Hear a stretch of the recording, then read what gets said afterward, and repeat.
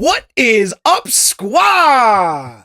It's the Guru here, and welcome back to Tap Out or Cash Out, guys. We got a special episode here. We got Aaron, one of our sponsors from Bidhiker, in studio. What's up, Aaron? How you doing? How's it going, man? Great, man, great. And you guys might notice there's somebody missing, but you see him on the screen. We got our co-host, Andre Petroski, live from Joe Pyfer Fight Camp in Mexico City. How we living, Dre? Viva la Mexico! Arriba, arriba! What's going on, buddy? How's Mexico? You know, we're surviving. Yeah. We're in this third world country, but we're surviving. Yeah, how's the water over there? I heard the running water's great. We have no running water at the moment. Andre went to take a poop this morning and couldn't. So, other than that, like, what's the culture like over there? Have you eaten anything yet? Well, I just got here yesterday. We had lunch at one of the shops down the road. Pretty good food, honestly. Yeah. Yeah, I'd say the food is good. Awesome. Weather's nice. Cool. Air quality's terrible. So Andre actually invited me to come on this trip with him, and I'm so happy I didn't.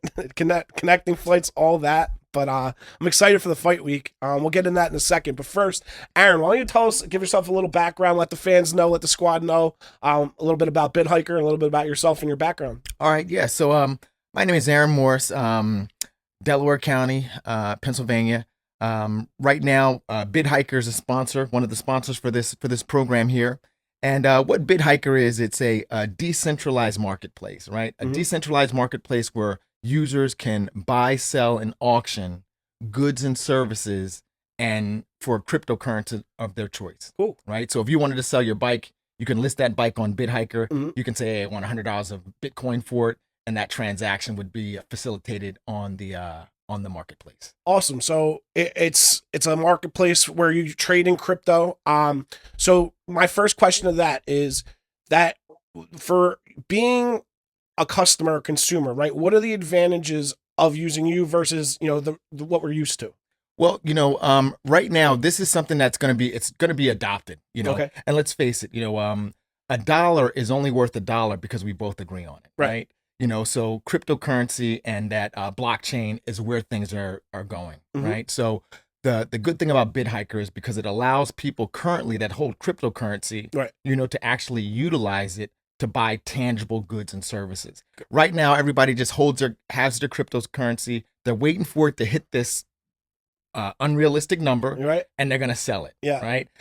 It never happens, and a lot of people end up losing money. But if you were able to, I'm one of them. Exactly. If you were able to, use your cryptocurrency right now to buy a product or service, a tangible product or service, you would do it. Right. And it would also stabilize the market. So you're not cashing out in your cryptocurrency and adversely impacting that token or coin. Yeah. You're using it to buy a good or service. Yeah. So to me, it sounds like this is the next step. And, for me, whenever I buy crypto, I buy ETH, I buy Bitcoin. My question is, what is this actually? What is the why? Like, what's behind this? What's backing this? Now you're giving the why, it sounds like, because now you're saying it's something tangible that they can use and they can actually go and tap into their wallets, don't have to make any other transactions, right? They can directly say, hey, I want to buy this with Bitcoin. Here's my wallet address. Boom, send it. And then they get that sent to their door, right? Exactly. Cool. Exactly. So it seems like we're evolving right now, the future, and you want to be one of the first people to do it. Is there anybody else in the market similar, or are you kind of like revolutionary with it? I'm on the forefront. Awesome. Right? I'm on the forefront, of this. And obviously, with the new administration, a lot of things are happening with cryptocurrency. So, this is going to be something that's revolutionary for, the cryptocurrency and blockchain technology at large, so we're hoping to make a pretty significant impact, so I'm happy that you were able to, I was able to sponsor this program. Me too. With you and Dre, a longtime friend. When he told me that this was something that was going on, I said, sign me up, man. Cool. Awesome. So now you guys know a little bit about Bidhiker. We'll keep evolving as the show goes along through the months, guys. We'll let you know more. Aaron will be checking in. And whenever we talk about Bidhiker, now you guys know what we're talking about. Absolutely. So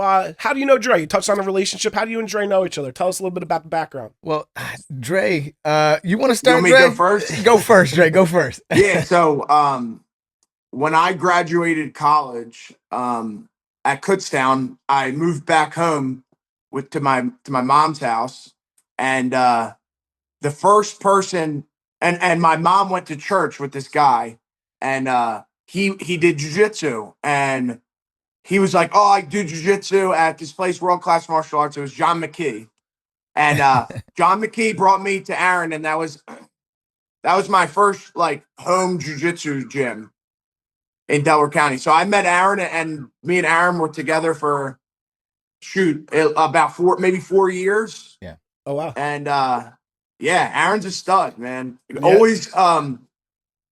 Always great advice, not only in jiu-jitsu, and he also has a karate background, a striking background. So was able to help me only in martial arts, but an incredible businessman. Very smart, even though he pretends not to be sometimes. But an extremely intelligent person. Has had a lot of success, and like almost more of like a mentor.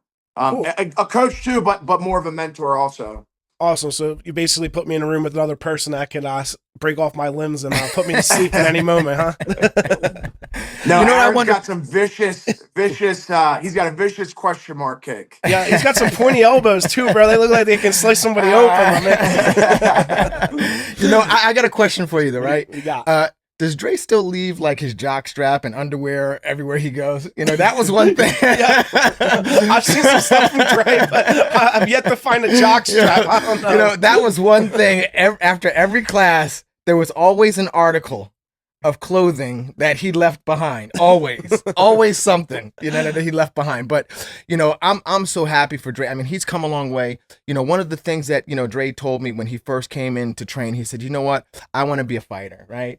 And, it's one thing to talk about it, but to become a part of that 1% of people that are able to reach that level in a sport is like a phenomenal, And I know that he's gone to some personal challenges and he was still able to claw his way to the top, and you have a better chance at, making the Philadelphia Eagles than you do getting in the UFC, right?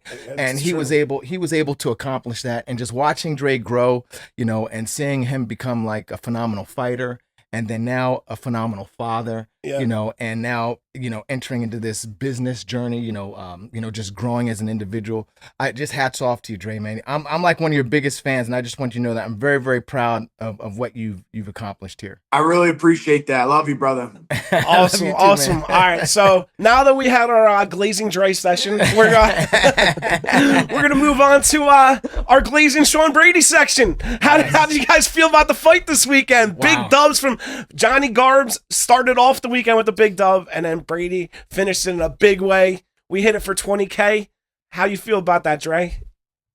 Dude, just like such a dominant performance. Like, I did think Sean was gonna win. Like, I really did think he was.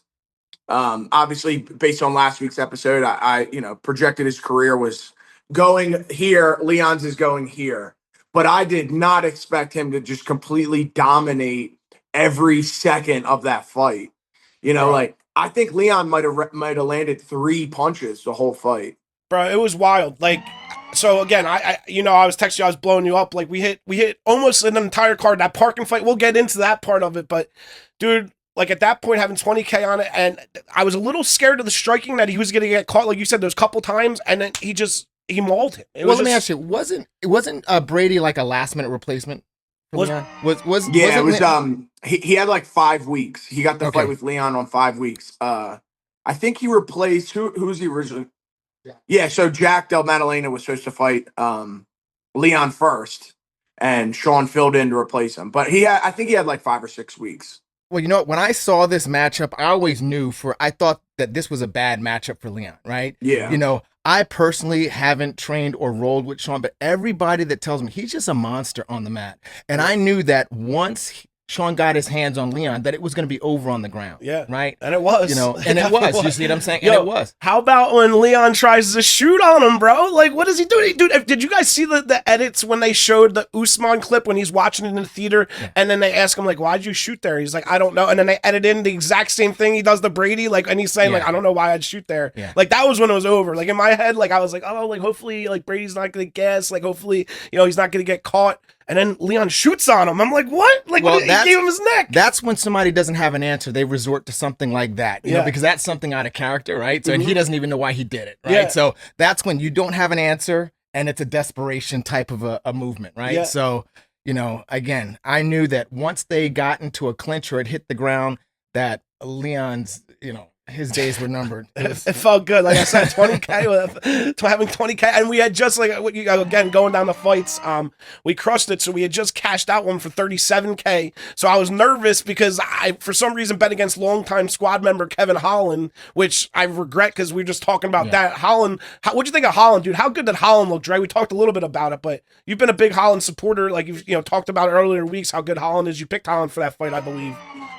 Yeah, I really like guys that are very active, that fight often. I think they get into a rhythm, they get in a groove, they get really comfortable, and then their offense starts really showing. Now, I mean, even though Gunner like took him down a bunch of times, he's got to be, man, Holland's got to be one of the hardest guys to fight. He's got like such an awkward style, and he's so long. Like when he dropped Gunnar Nelson and Gunnar Nelson was on his back, Kevin Holland was landing shots like without having to really like bend over. Down. Yeah, like so he was long. still kind of like he still had some posture when he was landing, and that just shows how long his arms are. That Bro, he was able to 170? connect with some of those shots. Bro, and how big of a difference is that of guys that are able to make the 170 that are used to handling body types of 185, and now you're grappling with a 185, or now you're with a 170? Does that a noticeable difference, or is it not as dramatic as it seems from an outsider's perspective? I think it is. I think it 100% is. What do you think, Joe? Yeah, I think I just think for Kevin Holland's situation, like specifically, he's obviously way more dedicated when he has to go down to 170. And for him, I think it's better. Yeah, and that's what we're hearing. Like everybody that saw Holland during fight week leading up to it, we just were talking about, like said that they knew, and he did. You walked in the cage, and if that Holland can show up again, he beat Buckley. He didn't just beat Buckley. He worked Buckley. He put him right out like they didn't even belong in the same league. And now Buckley is dominating the top of the division. Like, what's to say that if Holland dedicated himself for a couple of years that he couldn't do the same thing? That's what I've been saying with Oren, his manager, like for years. And maybe this is the time. Maybe now this is the time in his life where Holland finally catches that runway and he's like, all right, you know what? Let me see what I can do with this. Well, you guys are champion Holland. I'm a Holland fan here too, but this was a fight that I wouldn't have touched, only because he's unpredictable. You don't know who's going to show up. Right.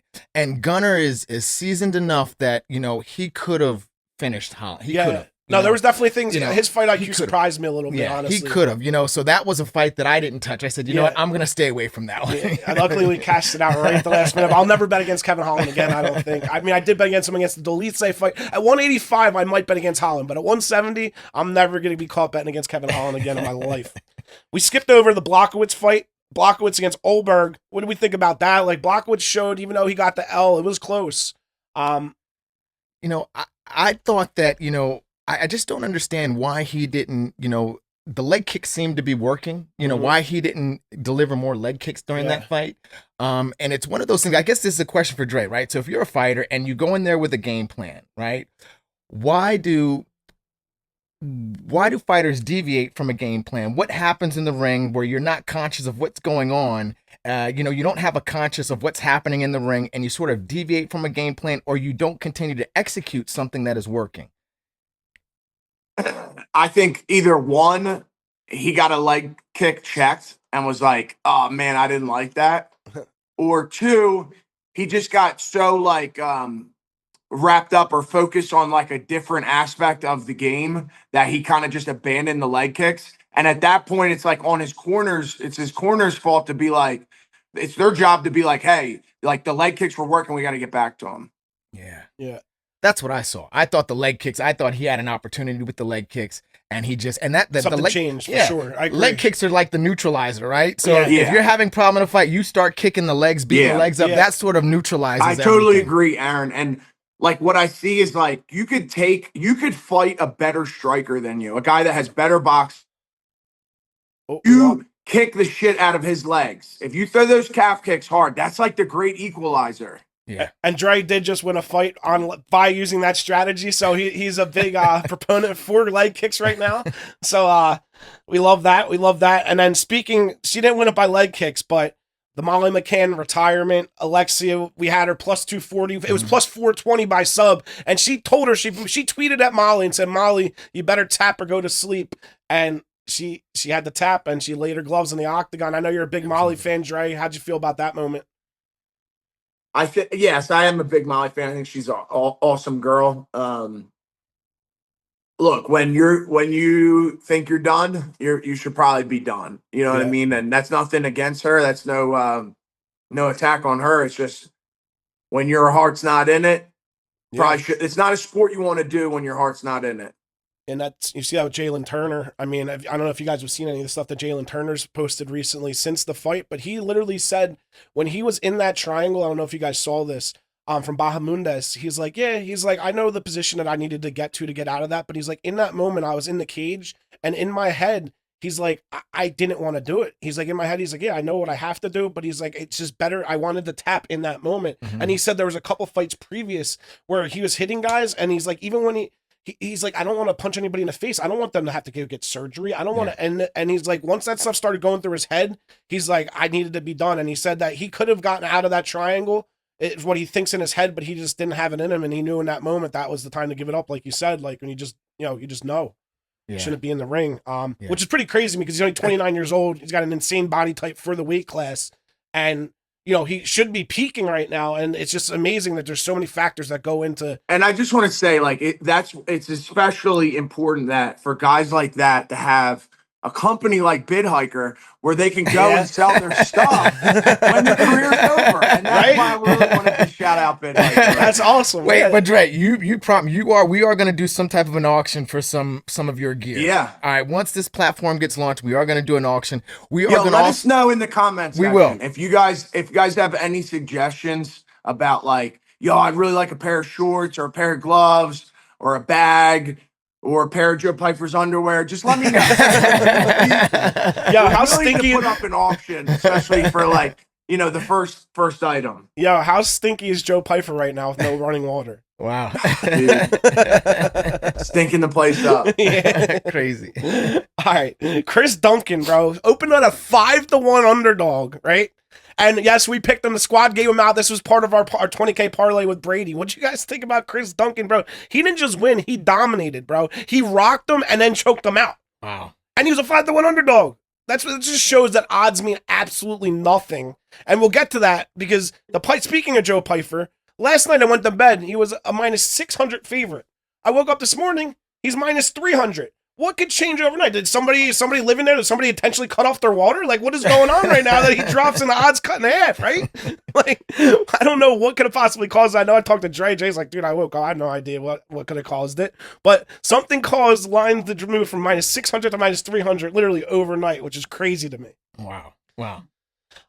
So just touch on the rest of the card, dude. This was such a good card. Like, I could talk about it forever. Chris Padilla, I love that guy. Like, that's a guy who's got so much heart and he's so explosive against a long, tough fighter like Jai Herbert. And I think he did exactly. He used leg kicks even as a smaller guy. He utilized the leg kicks to win that fight. And then Kavanaugh was dominant against Dos Santos. That kid, he can strike. I like that kid a lot. Right? When I tell you about his striking. Yeah, beautiful. And that Dos Santos is no joke. Like, usually with with guys that they really want to flourish, they'll match him up with some easier fights. But I mean, he did not get an easy can there, and he was still able to display some very good striking. Yeah. He needs that finish. For some reason, he's not able to find the finishes that he did when he was going up in his career that they kind of anticipated. Yeah. But like you said, it's there, it's coming. And then the bottom of the card, I mean, this is where it was ridiculous to start the night in London. Like, you were in the arena, Devin, our producer, was in the arena. I can't imagine what it was like, but like Mick Parkin, a guy's 10-0. And this isn't the first time this has happened a lot recently in the UFC. A guy comes in undefeated. Clearly, everybody and their mother, like, he was minus over 3,000 when the fight closed on the live line, right? And clearly won 2 rounds to 1, 29-28. Could have even arguably won 30-27. Unanimous decision. It's quick. I have a video of it. I will post it. And I'm like, oh, great. Unanimous decision. We got no sweat here. And even they started saying with the Mick, like they even started saying Mick, like he was going to say Mick. I'm like, yeah, I celebrated and everything. And they say, Marcin Tybura. And everybody's just like, what? It was the weirdest moment. And it had just happened right after previously another robbery in the Fletcher fight, which was another kind of hometown guy, which is just crazy to me. There was 2 fights where guys clearly won. Well, is there any type of arbitration for something like, because it's more than just a mistake. You're talking about the trajectory of someone's career at this point, right? You're talking about the trajectory of their career and then also like their earnings, right? So not to mention my 140K that I had on it. Exactly. So I mean, what do you do in situations like that? I mean, I think something needs to be done, especially they have instant replay in other sports. They have other things that you could do to mitigate some of these type of errors. Like I think something needs to happen in this fight sport, you know, when you have a clear error in the part of the judges to fix it and correct it. I think that could be that could make a big impact if you have some level of investigation into maybe just like three of the worst decisions of the year. If there's some level of investigation into those or review where you sit down with the commission and you review and you say, look, fighter one outstruck fighter two 37-10, but you chose fighter two. What did you see? And you just have to explain yourself like, yo, well, you know, he had the 2 takedowns where I think if there was some level of accountability with the judges, that I think a lot of that would go away. Yeah. But there's no investigation. There's no review. Like, it's just, that's the decision. Everyone's up in arms. Like, this is a terrible decision. Next week, we all forget about it. Yeah, just like we had Francis Marshall on the first show 2 episodes ago. Same situation. He's been in 2 of them that are career altering. And again, you take a guy's undefeated record away. Think about the marketing money he could have being 11-0 versus 10-1. Like, that's a lot of money that they just took out of the guy, let alone the win bonus, all that. But like you said, the trajectory of people's careers completely and what that does altered. to a fighter psychologically too, right? Yeah. You know, because it's hard enough to beat another athlete in the ring, and now I have to compete with the judges too. You got to go in thinking you're going to need a finish all the time. Exactly. That it's very difficult, and you know, for what it's worth, I mean, the worst guy in the UFC kicks all of our asses. You see what I'm saying? Yeah, exactly. But it's hard to defeat a game player, and if you have to go in there with the mindset that not only do I have to beat my opponent, but I also have to beat the referees. You know, that's the judges. That's like nuts. Yeah. No, I agree. I week in, week out, we see it, and it doesn't seem like too much of a priority. I do remember, like, I don't know if you guys remember, I think it was the Abu Dhabi card. I don't know if Dre's still with us or not. It says it was running out of time on the monitor. But the Abu Dhabi card, they actually removed one of the judges. The decision was so egregious mid-card. Do you guys remember that? Like, I guess it was a year ago at this point. I don't know. Do you remember that, Dre? No, but the one thing I will say is that, like, the situation is what it is. You have people that aren't fighters judging, and sometimes they're not the best judges. But the reality of it is that the best fighters know how to sway those judges. Okay? So, like, I think about, like, Sean O'Malley and Peter Yan. Like, a lot of people that are more, like, MMA enthusiasts would know that, like, Peter Yan won a lot of those rounds. But if you throw in a flashy spinning back kick or something that maybe he's not going to do a lot of damage, but there's things that appeal to the eyes of the judges. Yeah. And those tactics are what the best guys are doing. Kind of like what Merab was doing. Like, he was great at that, winning the rounds, pointing, like, making sure that, you know, and it's a big thing. Like you said, body language. Like, at the end of the round, if I'm a fighter, I'm putting my hand up at the end of every round. I'm pointing the judge up. That's 1-0 me. You know, like, that's a big thing. But wait a second. But doesn't that, then what's the purpose of having a professional judge, right? Because a professional judge shouldn't be swayed by antics in the ring, right? They should be looking at, like, what's actually happening in the ring. In a perfect world, we would have that, but that's not what we have. Yeah. Have you been to a lot of fights live? I've been to fights live, yes. So, but being on the betting side and, like, you know, the more fights I've gone to, obviously I used to be so much more up in arms about split decisions, but there's been so many times where I've had a ton of money on fights live and watched every single thing as close as I can and been there in the arena. And I'm like, I have no idea what the score of any of those rounds were. You know what I mean? Like, being there live versus seeing all the camera angles on TV and you only have one angle as a judge blocked by different parts of the octagon. Like, it's not easy being a judge. Like, so there is that side of the argument. But again, and that's why there's 3 also, right? Yeah, so there's a reason, you know, for it. I mean, they're smart. Yeah. There's a reason for it, you know. But at the end of the day, I guess when you talk about the judges that have made mistakes, if you look at all the fights that happen at large throughout the year, the percentage of errors is low, right? Yeah. It's a low percentage. It seems like it's more and more every week. But it's still, like, how many fights do you think that they have a year? Like a couple hundred? And then how many bad, even if it was 10, that's still a very small percentage of all the fights that happen in a year, right?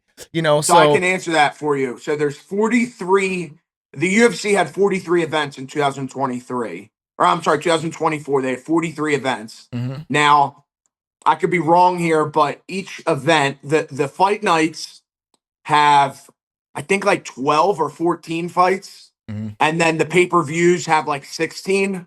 Mhm. So if you do, average it out, That's 15 350 times fights. 43, That's Yeah. like 300. that's a something lot like- of fights. Yeah. But so when you look at the number of bad decisions that were made, it's relatively a small percentage of all the fights for the year, Yeah. right? But the decisions that are bad, they're egregious, they're big ones. They're Yeah. the whole crowd is thinking one thing, and then you got these judges thinking Right. something else, right? If you had some type of arbitration that could happen at the point Where they can instantly appeal. Yeah. appeal it, Yeah. that makes the most sense as opposed to it being days, And for these appeals to again, and happen. then again, it takes in. Then you're bringing in other camera angles, and you're taking away that organic factor of what that judge saw from that angle in that moment. Then you got to kind of evaluate, like, all right, like, are we looking like what do we want? Do we want to score it based on what each person sees from each? Because again, if you sit a different part of the arena, you can watch the same fight and think a different person won. Because But that doesn't matter though, right? Let me ask you this. If a tree falls in the forest and no one's there to hear it, does it make a sound? Well, that's the question. That's what I'm asking. Okay, Yeah. so it doesn't matter what angle I saw it, right? Yeah. The fact is what happened, right? Yeah. So my interpretation of what I see, and that's a part of the problem that we're humans, right? We're Yeah. going to interpret and see things differently, right? Yeah. But Yeah. a fact is a fact. I mean, Uh-huh. this mic is red, Yeah. right? Yeah. You know what I'm No, saying? look, and at the end of the day, it doesn't matter whether or not the tree fell down. What matters is who cut the tree down. And so at the end of the day, you got to hit up Enright Tree Service. There it is. Yes, You see how Let's go, you see baby. how I That's put, why I was looking at you like see that. how I you see what I did there? I was you see waiting- what I did there? That's great. And right across the screen, guys. Springtime coming up. You guys need those stump removals. You need anything along those lines with the tree. I think they do gutters too. Check out Enright right across the bottom of the screen is how you contact them. Enright Tree Service, another sponsor of ours. Appreciate you guys very much. Great job, Dre. Dre's the promo king in the Tap Out or Cash Out studio. I too. fed work here him. is I done. fed You him. did. I You did. fed it to him. And dude, I'm looking at Aaron like waiting and hoping, and he's trying like, why are you leaving that look to me, bro? We call that the alley-oop, baby. There you go. There you go. Delco's awesome. finest. That's awesome. So now we touched on last week's card. Now we're moving on to this week's. We'll start at the top. We got 4 minutes left to Dre. So let's just hear your opinion on the Pyfer fight, and then we'll go into the rest of this card. Just me and Aaron. I think the biggest question with Joey has been like, how is he going to respond to being at altitude? Like, this is Kelvin's not home, but Kelvin's been here for the whole camp, and he's been in 5-round wars. He's got cardio, and I think if there's any question, it's been, what is Joey going to gas? Yeah. And from being out here and watching him, training, I know for a fact that boy's in great shape right now. He's not gassing. And he could go 5 rounds if he needs to. With that being said, skill-wise, I just think Joey's better everywhere. He's a better boxer. He's a better grappler. So I think it's really just where he wants to finish the fight. And it's just such an interesting situation because Brady already beat him with the Kimura. Like, Brady and Pyfer obviously roll together, train together all the time. And so it's like they kind of know in your head, right? You guys know kind of like who's better at what. And like, Yeah, and not only that, but now you have the same coaches that have already studied Kelvin to a T, yeah. game planning again for the same opponent. Yeah, it seems, and it's weird again. So then, how does the line just drop? Like, that's why, like, Pyfer better not let this go to the scorecards. That's what we were just talking about. We need the knockout. Do not let those Mexican judges do it, baby. Like, got to find a finish, right? I mean, that's got to be a concern with what's been going on. And then you see a line movement. Maybe, as a better, I think too much of that. But Well, you know what? To me, this blueprint is the same blueprint for Sean O'Brady and Leon Edwards, right? Yeah. So you have Kelvin is on his downward trajectory. Yeah. Pyfer is upwards, Yeah. right?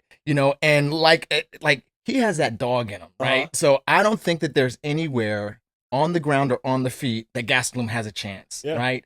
And I think if Pyfer drags him into the deep waters, he's Mhm. gonna be able to have his way with him because Pyfer, he's just a dog, yeah. man. I'm hoping it's going to be the same way it was for the Marc Andre fight where Gastelum just feels it, and he's just like, yo, I don't want to be in here with this dude. But Dre, Yeah, about the I just think I agree. I think momentum is such a powerful thing in the sport. And once a guy starts going down and he starts getting those thoughts like, I know how to get out of this triangle, but I just didn't want to. Like that usually typically continues to trend down. yeah. And again, Gastelum's only 33. Like, this is probably the fight of his career right now if he does Yeah. want to pursue it for another 5 years. But you're about to Yeah, cut out. I mean, he's 33, but a lot of miles. Like Right, a that lot of boy's got miles. a lot of miles on him. And his resume, the other guys have shown their miles already in recent fights. So, you Yeah. know, if it's gonna And trend, look, and I'm sure that plays a big part in the reason why that line shifted. yeah. And like, dude, I mean, you can't argue that the guy doesn't have a resume. No, You know what I definitely mean? a big resume. Yeah.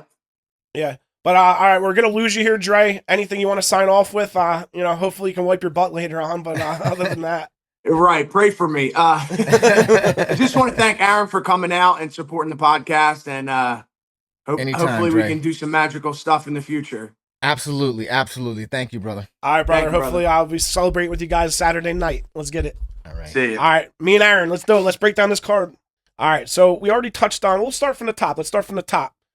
Moreno against Ursay. What do you think about it? I got Moreno. You got Moreno? I got Moreno on this all day. Yeah, what are your thoughts on All it? day. I just think, you know, he just has a better skill set, right? Mhm. He just has a better pedigree for what this fight is going to entail. And I just think that Moreno's probably going to stop it in the second round. Yeah, And I think by he's going to finish. yes. Nice. Yes, he's going to stop at second round. Probably some decent odds because Moreno's only minus 235 currently as we're recording this. Ursay, it's weird. So Ursay over in Australia, like there's some quality guys at that weight class. I don't know what it is about Australia in that weight class, Yeah. but like there's some guys over there. And Ursay's very highly regarded. Remember, they rushed him up Yep. quickly against Pantoja. He Yep. wore a Pantoja backpack. But you know, I feel like this might be the fight that Ursay has to flash. It's interesting that they keep that top 3 in the division, top 4 now that, you know, Figueiredo moved up. But Ursay really needs to live up to his expectations this fight. I don't know if he's gonna with the way he keeps his chin in the air. I think this is a little bit too big of a pill to swallow for him. Yeah, that's what I'll be looking for. I don't make my official picks until actually weigh-ins, but this is what I'll be looking for. And I also am curious to see the size. I think Ursay is going to come in a lot lankier, a lot taller. So we'll see the shape that he's in. But then this next fight, this is going to be a slobber knocker. Yeah. Manuel Torres versus Drew Dober. Talk about Finish City. Yeah, I got Dober on this one. Dober, I got Dober on this one, yeah. And I think that, you know, that Torres may gas out. You know, Yeah. I think that if Dober gets him into the later rounds, that, you know, he's definitely going to have the advantage. If Torres can finish Dober in that's the only chance he has in the first round. If it doesn't happen, if it doesn't happen in the first round, it's going to be Dober all day. Yeah, I think if Torres gets him to the ground, Dober's probably. I mean, even though he's got decent grappling, I think you know Torres with the submissions, he could probably put him right out. Yes. And then fight 3, obviously, we just talked about. Well, we didn't give our opinion on the Gastelum Pyfer fight. It's crazy. Again, you guys started. He was literally minus 600 last night. Now he's minus 310. What are your thoughts? What do you think? You know, like I was saying before, I think that Kelvin is on his downward trajectory. Like, you know, and Pyfer is on his way up. Right. And that just that intangible dog that Pyfer has, right? You know, he's come through some adversity with his injury. You know, he's you know, got a very good camp. He's got a very good team around him, and he just has this I will not quit, I will not lose attitude. You know, he's visited me. I've trained with him a couple of times. You know, he's a great guy, and he's good on the ground too. Yeah, dude. Pyfer's good on the ground too. You know, so he's a well-rounded fighter and a heavy striker. So I think I got him all day, and he's extremely coachable too. Yeah, really. Yeah. Coachable. So shout out Steve Joachim. He goes to the same gym as me, and I know he's a rolling partner with Pyfer a lot. And some of the stuff that I see him do is just incredible. And he literally told me, we've had this conversation. He's like, bro, if I'm ever in a fight with Pyfer, I'm calling the cops. Like, there's not like, so it's like very high level guys know that Pyfer's just an animal. And it's just the only thing I can think of is now that Brady got that win, and now obviously he's number 1 in the world, right? He's number 1 contender. You know, Gastelum went to round 3 with Brady, even though that was at 170. Pyfer's ranked 15th, 18th on the rankings, maybe something like that. The only thing I can think of is if you go by like the actual rankings, that's what they're there for. Yeah. Maybe they're thinking, all right, like Gastelum was a top 5, top 10 guy. Like can a guy be minus 600 that hasn't actually proven it yet? Yeah. Just did gas at not high out. Well, I guess it was against Hermanson, but he did gas against Hermanson. It looked like Pyfer claims he didn't gas. He said he got poked in his eye and he wasn't his gas tank. He said it was just more of the eye situation. But maybe that's what's factoring into it a little bit. Well, I don't know. I think, there might be some psychological things coming in also from Kelvin's side, being that he was already beat by someone in the camp. That person that beat him had a hell of a win. And I think that Piper's going to use that energy, that all of that energy that came with, the Brady win to bring it into this fight, because they're relatively in the same camp, same area. Right. So I think there's just nothing going to be able to stop Piper. Right. We just got to keep it away from the judges. I mean, Gastelum historically has a great chin, but hopefully he puts them right out and we don't have to worry about those Mexico judges at all. Right. Raul Rosas against Vince Morales. Rosas, big favorite here. They're rushing him up quickly. Morales kind of only if he's gonna win this by submission. I don't think he's gonna out grapple Rosas. How do you feel about it? I think the only chance Morales has is by submission. That's it, right? And outside of that is experience, right? Because I think that Rojas, he's green still. I think that he still has some things. Even though he's getting up there, man, he's got some experience now. I think he's been moving fast. He's kind of moved fast, and I think that there's no substitute for experience, right? And I think that the only chance Morales has is if he can, finish him on the ground. That's what I think. And it's weird because we're not gonna go over the entire undercard, but Christian Rodriguez is lower on this card, which is a crazy fight against Costa, which I don't understand how it's on the early prelims like this, dude. I saw that. Yeah. This is a great fight. Like, this is a way better fight than I think even like I know that the Torres versus Dober, but like I'm more excited for this fight. Like, and it's crazy because how do you have a guy up higher on the card? I know that Rosas but Rodriguez beat him. So it's like, imagine being on an undercard for somebody that you just beat. Well, he's in his hometown. I mean, it's like... Rodriguez is that... I don't know. Let's see. But he's the up-and-coming... Rojas is the guy. He's the favorite right now. Rodriguez is only 12-2, though. So it's so weird to me. They are pushing him, though. That's what I'm saying. Yeah, there's a lot of support behind Rojas. Yeah. In case you guys didn't know, I don't usually give out picks, but I'm absolutely loading on Christian Rodriguez on this card, I believe. Like, that's my first thought. And as I did it, because it wasn't minus 155 this morning. I think he was closer to minus 130 when I looked at it this morning. It's already minus 155. Now, I got a question for you. Yeah. For those individuals that don't bet, that are getting into this and they're seeing this, explain the odds. The odds. Okay. So basically, minus 100 is even money. It's actually technically it shows plus 100. So 100 is that flat line where if you bet $100, you get $100 back if you win. So if a line's minus 110, you'll be risking $100. Well, technically, you'll either be getting 90. Let's do it this way. If you risk $110, you win 100 back if it's minus 110, right? So if it's plus 110, if you risk $100, you get 110 back in your pocket, right? So if something's minus 130, you're laying $130 to win back 100. Yeah. Does that make sense? So if somebody's minus 500 or plus, let's say plus 500, you put $100 on somebody who's plus 500, you get 500 back. Nice. So it's usually you move two of the zeros to the side and it's that to one basically multiplier. And I just asked, I'm sure there's going to be people watching that you're saying minus, plus, this, that, and the other. They don't, and maybe they want to get into it. They just don't understand the math. I didn't know if he was asking for you or for himself. No. I'm doing this for the people, man. Yeah, my man brings lots of energy. And you know who else brings lots of energy? Power. You have solar? Do you have solar? No, I don't have solar. You don't have solar? Well, you can enter to win free solar from one of our other sponsors. Wow. Power.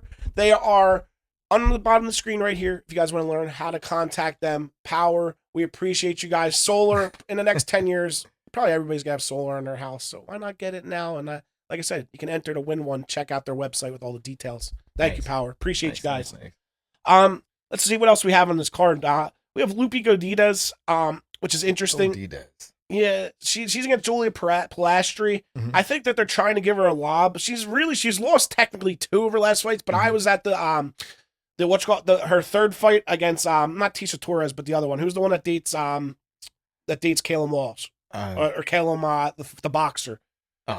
Tabitha Ricci. Okay, the Tabitha Ricci fight. It was a split decision. I was there. I thought Tabitha clearly won that. So Lupi is technically, in my mind, on a 3-fight skid against Julie Pilastri. Again, they want Lupi to do well. Like, she's a fan favorite. The Mexican fans love Lupi. Obviously she's on the Mexico card. So I think Lupi probably is going to get the win here, but Well, the fans come out and support. In Mexico, the fans come out and Yeah. support. Yeah, You know? like we were talking about the judges, like Exactly. Loopy will have that judging fan reaction in her corner. Yes. Again, we just saw though in London that didn't mean anything for Mick Parkin, which was Yeah. crazy. Yeah. Yeah. Yeah, so that was that. And let's see if there's anything else on this card that we wanted to dive into. Was there any fights that I missed that you wanted to bring up? No, I'm just interested in this Pyfer fight. That's the one that I'm looking for. Yeah. That's what I'm waiting for. Well, we are gonna find out, guys. Like I said, Andre drove all the way there. He drove? Or flew all the way Oh, there. okay. Flew All right. Okay. Yeah. I'm happy. Like I said, initially I was gonna go on that trip with him, keep him company, and find out. Even though we would have been in a different Airbnb, like you talked about, like the whole not having water thing. I'm very happy to be at home watching March Madness, Yes. firing my tickets, and Yes. not having to be on connecting planes. But in that moment when they're there in Mexico, that'll be cool. When they're celebrating with Pyfer after he gets the knockout of Kelvin Gastelum, and he knows that it's a real possibility that he's going to be world champ one day. Because again, I think that's what this fight is. This is that fight that Pyfer really finds out if he's that dude, right? Like he knows in his mind that he's that dude, but this is where the whole world's going to get put on notice. Exactly. And I hope he does it in a big way. I really do. Like, because I think it'll get fun around here if Pyfer gets another finish right now. The way all the Philly boys are ascending for the show, for their show. Philadelphia, this area has become like an incubator for high level fighters and camps, right? I think this is going to be like one of the new meccas for like MMA. Yeah, right. It's getting there. It's getting there. You know, from the past, UFC athletes that have been fighting out of this area to what's happening right now. You know, you got Pyfer, you got Dre, you have Sean. Yeah. You know, I know Basil's in Colorado, but he was from here too. Yeah, you know what I mean? Nurselton's a big game right now. Exactly. Yeah. You see what I'm saying? So this is actually becoming this incubator for like if you want to fight and you want to be on an elite level and have good training camps, it's like this is where you got to come to this area. Before it was Felder Paul Felder's like one of the people who started it all. Him and Eddie Alvarez. Yeah, Paul Felder and Eddie Alvarez. Yeah, they really created it all. It really is amazing. And this is kind of the next generation, and hopefully Pyfer goes out, and I know he will. It's crazy he's only 28 years old. Good luck, Joe. Hopefully good luck, Joe. Hopefully next week we'll be celebrating Pyfer Victory Tuesday as well, guys. Appreciate you, Aaron. Anything else you want to say about Bidhiker? No, just thank you all. Just stay tuned. We have some good, exciting news coming up for the platform. We're also going to have the website's going to be up. You're going to be able to enter your email address to stay updated with what's happening with the platform. So we're going to continue to support, this podcast. Yeah. We're going to continue to support you guys and just stay on the lookout for what we have coming up in the next couple of months. Sounds good to me. And as we end every show, we are going to end this with the Blue Light Knockout of the Week. We're doing something special this week, guys. This week, we're going to go for Sean Brady. We're going, here's the footage on the bottom of the screen. We're going submission of the week. Congrats, Sean, bro. Congrats. Putting the Philly boys on the map, bro. Top dog. Number one contender, guys. And we appreciate you guys for tuning in. See you next week. Tap out or cash out. Aaron, thank you, brother. Thank you, Great brother. show. Yes, Devin, sir. thank you. And appreciate you all. Love you, squad. Let's get it. Yes.